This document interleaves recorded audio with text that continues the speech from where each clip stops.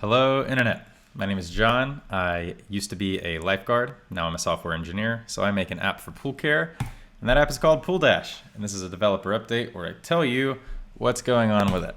So since the last time we talked, big news. 3 of the team members now have their first full-time jobs in tech. I'm super excited for these people, and man, I just thankful to be like a small stepping stone in their career.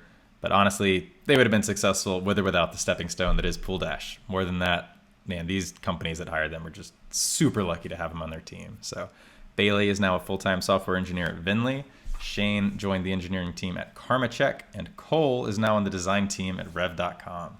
Again, super excited for them. These companies were really smart to hire them. And in similar but opposite news, I have left my full-time job. So this is going to be my first week full-time on Pool Dash, and I'm just excited to sink more time into it, make it more approachable over the summer. We built a lot of new features. I'll talk about those in detail. That's probably the part you actually care about, including volume estimator. We more generally support optional readings that will enable things like LSI or dissolved oxygen percentage. It's really important. And just continuing to iterate on a lot of other stuff. And financially, we are up to 51 paid subscribers, which is a big milestone. It feels good to get over 50, but it's nowhere near a sustainable business yet. And so I hired a super smart friend to help with marketing. So we're going to talk about that. But first off, I am now going full-time on Pool Dash. This was not an easy decision. I really liked my job. I liked being a software engineer at a great company. Just working with incredible product managers, designers, other engineers, to just build something really big, and to be a small part of that was awesome. I learned so much, but the salary was also pretty great. But life is short, and I think that I can make this work, and I really want to try it this summer. So I know that I can make a great pool calculator, that's easy.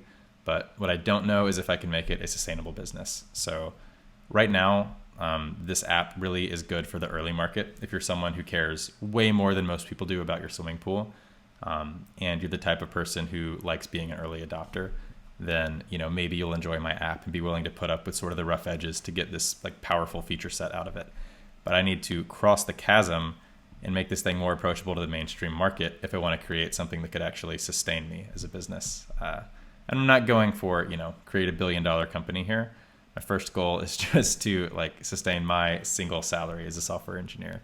And so over the summer, I'm going to work to make the app a lot more approachable. And I'm going to do that by building what users ask for. So one of the things they're asking for is volume estimator.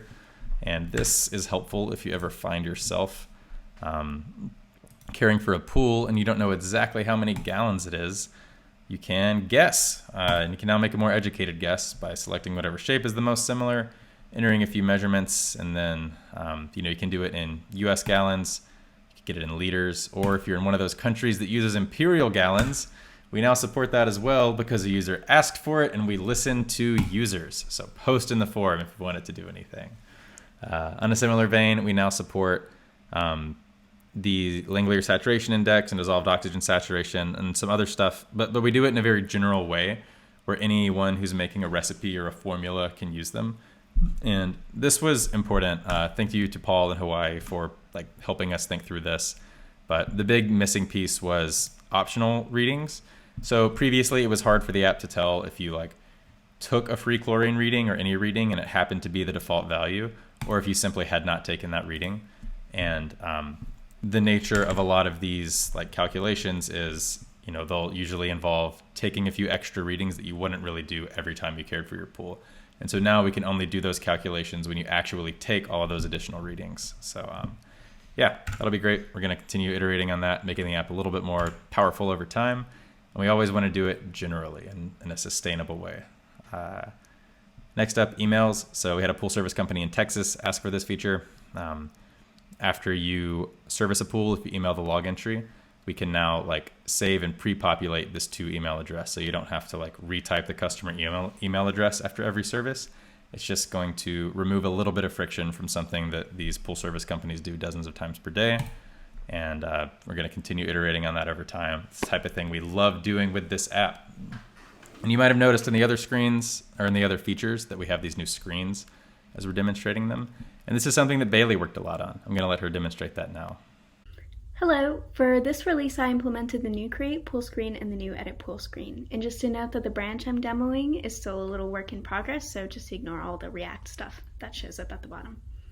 So the new create pool screen looks a lot different. There are 3 required fields: the name, the water type, and the volume.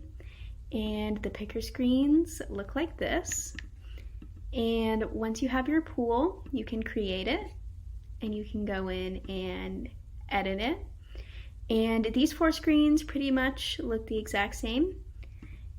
And you can also export data of your pool, and if you need to, you can always delete it. All right, well, thank you very much. And I really enjoyed working on this project, and working with this team has been super fun, and I've loved this experience. Thank you, Pool Dash, and I look forward to see what you guys do next. Yeah, and like I said, we're super excited for Bailey moving on to her first full-time job. That's amazing. And she had built these in such a good way that we could reuse the code not just for these edit pool screens, but also for the settings screen with like relatively like minimal effort. And so it's just thanks to that great software engineering work that she did that we're able to continue building on that foundation and making the app even better. So thank you so much, Bailey. We also added monthly subscriptions. This is something that Sabas also helped me a lot with, in addition to the volume estimator. But yeah, it used to just be $20 a year. Now there's also a $2 a month option. Maybe more people will buy this, but for now, 0 people have, but it's only been out for like 2 days. So we will see. This next one's pretty wild. The website used to look bad, and now it looks pretty good.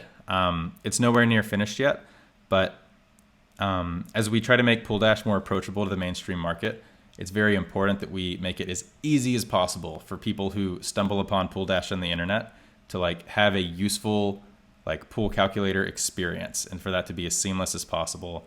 And this is just a huge first step to making this thing more approachable to the average user.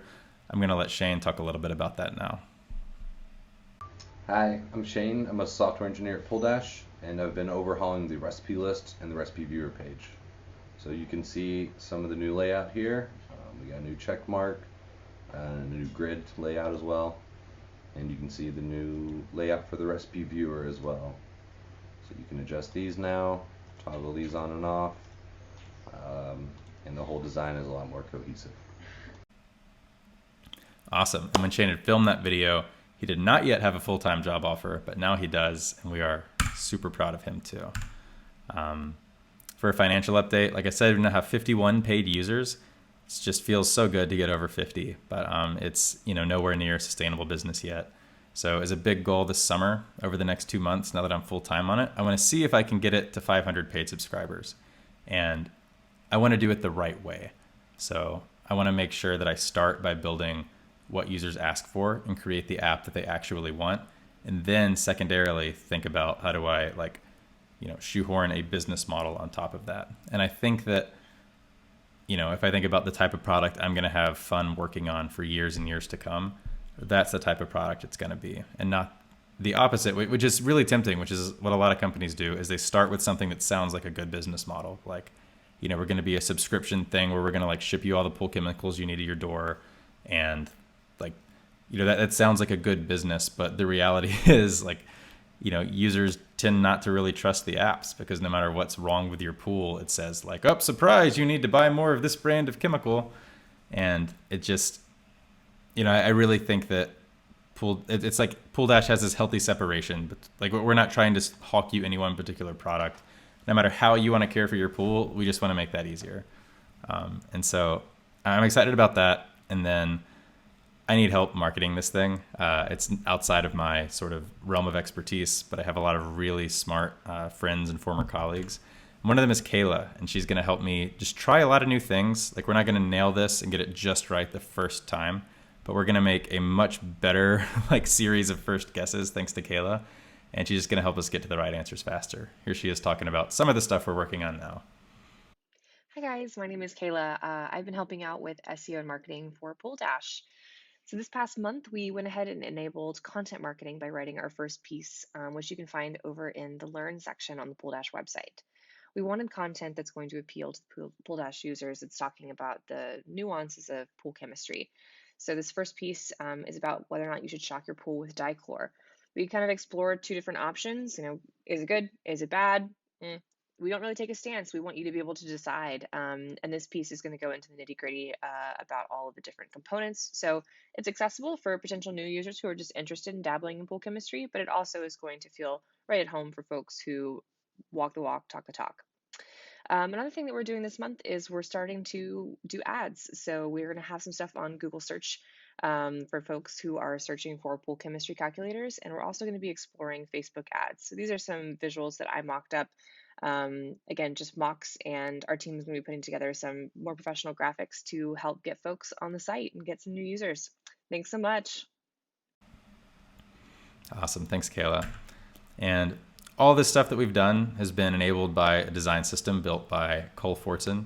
He is moving on to his full-time job at rev.com now. And oh my gosh, we were so thankful to have had him on the team. Here's a quick video about the last thing he worked on. So here is how to style a rich text block in Webflow. Never mind. That's not actually the video of what Cole worked on. I don't know what that was. I think it was him showing me and Kayla how to use the website. Anyways, sorry about that. But goodbye, Cole. We're super proud of you.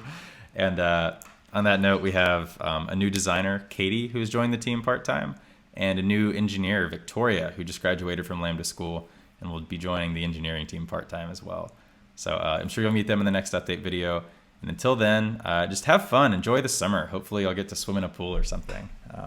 But thanks for watching, and I'll see you soon.